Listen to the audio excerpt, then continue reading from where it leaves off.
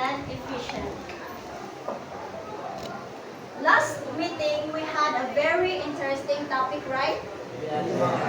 Who can recall what was our last topic? Who can recall? Yes? Okay, our last topic is all about the AC voltage reading. Now, in order for me to know that you learned our topic, I will show a pictures, then all you need to do is give the AC voltage reading in every range. Do you understand? Yes, ma'am.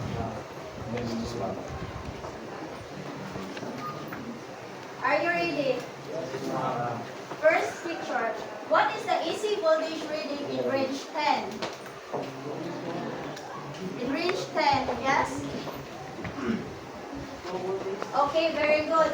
2 voltage. Second, in range 50. Yes?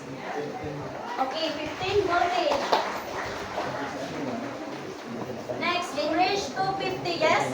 155 volts. Okay, very good. 125 volts. Now, you already mastered our last topic. Therefore, I conclude that you have a knowledge on what was our last topic. Now, before we proceed, let us first read our objectives. Kindly read all together our objectives. Everybody, in 1, 2, 3, go. At the end of the lesson, the student should be able to number 1. Describe the photoelectric sensor switch and its functions. Draw a diagram of 2 bulbs controlled individually by a photoelectric sensor switch. And Appreciate the advantages of a photoelectric sensor switch in our current situation. I hope that we attain these 3 objectives until the last part of our discussion. Now, do you want an activity? Do you want an activity? Yes, ma'am. Okay, now I will group you into 3 groups. Kindly look at the back of your notebook. There is an emoji attached there, indicates your group entire the discussion.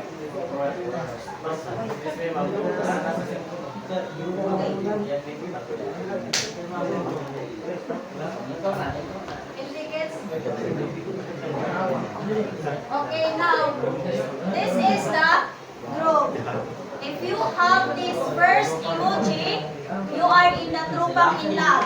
Then if you have this second emoji, you are in the Trupang masayahin. Then if you have this third emoji, you are in the Trupang sawit. Now, this side is for Trupang in love.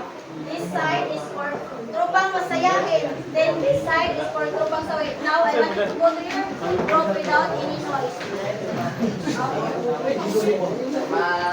1, 2, 3, 4, 5.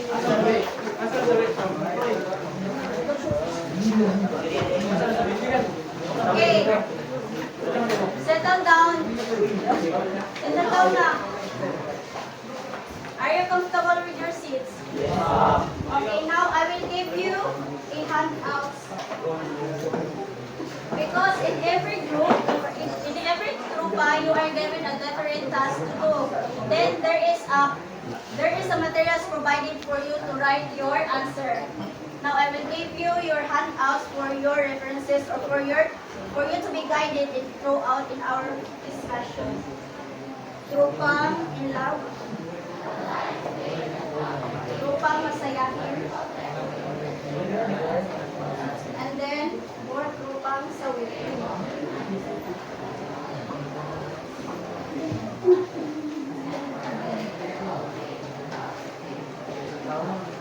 This is your materials.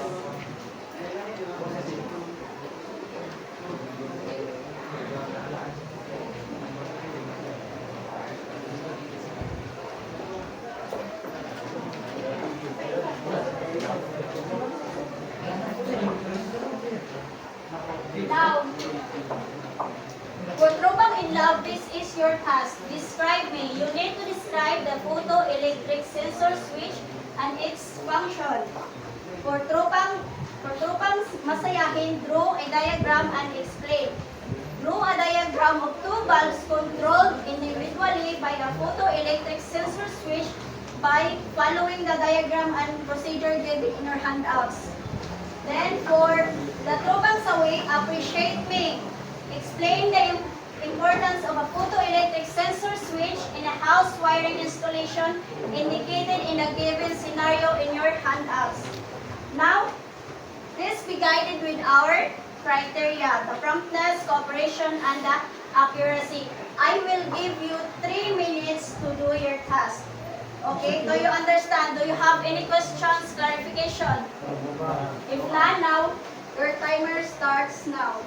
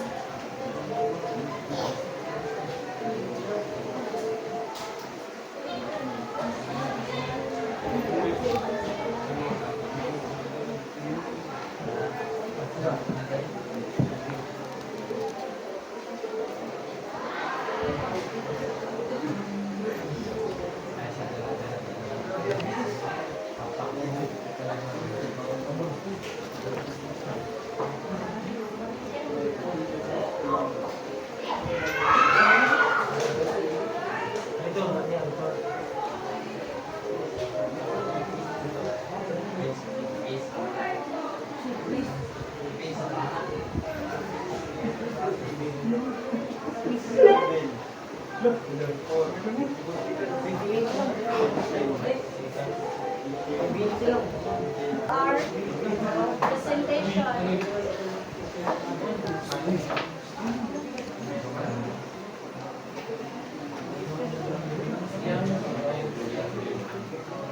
Okay, let's start with the Trubang in love. You can explain your answer in front.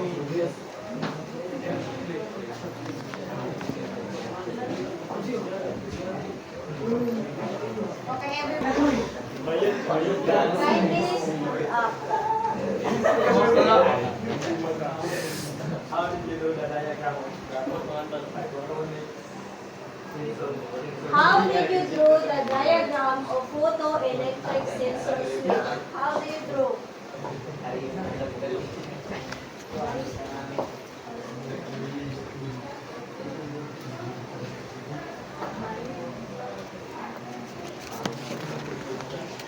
By following procedure.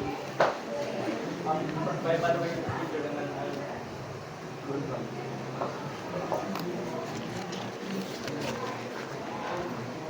Who can hear? Okay. Yes.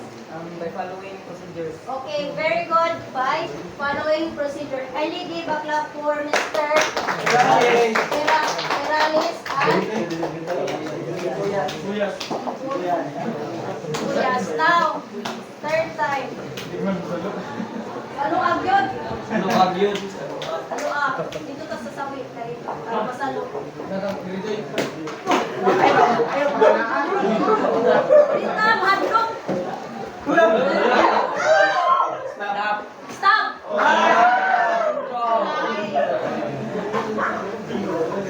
Sige na, lima. Timing yun, wala sa ako ang masulat. What advantages do photoelectric sensor switch have in industry? Sa may kuan, advantage is anak. Kaya mag-on and off man siya. Okay, very good. Energy sufficiency. Very good. Give a clap for 5. Okay, very good. Now, therefore, did you enjoy the activity? Okay. Now, from the 2 activity, what do you think is our topic for today? What do you think? Yes? Okay, our topic for today is all about photoelectric sensor switch. Now, what is a photoelectric sensor switch? Kindly read all together. It's a type of switch that is turned off and on by the presence or absence of received light. The inherent advantages of such these have resulted in application throughout the industrial world. Okay, let's check the word from Trupang Inlaw. This is your word. They said that a photoelectric sensor switch is a type of switch that is turned off and on by the presence or absence of the received light. Very good. Now, who has an idea? Another idea? Another idea? Who can explain? Meaning. Mr. Aryusa. Hello. Aryusa. Do you have an idea? Oh, I, oh.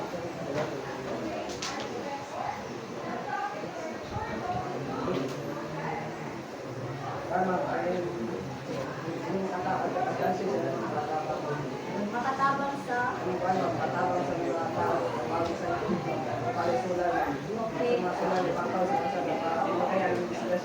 Okay. Very good. Para daw malikayan ang disgrasya. Now, Sensors which are used in outdoor areas. They can use the light. Photoelectric sensors which can trigger lights to turn on when the sun goes down and turn off at daytime. okay, do you have an idea? Miss? Do you have an idea? Can we stand up? Yes? Okay, very good. Give a clap for Miss. Okay. Now, for the second paragraph, kindly read Tropang Inlaw. In 1, 2, 3, go. Widely used can be used with floodlights, garden lights, city lights, pathway lights, doorway lights, Etc. Yes. Nowadays, as you can see, diba, there is, as you can see, the photoelectric sensor switch is very useful because from the word, there is no convenience, there is no intervention, and also there is an energy efficiency because of this, of each function which is the automated function, the turn off and on by the presence of assistant of received light.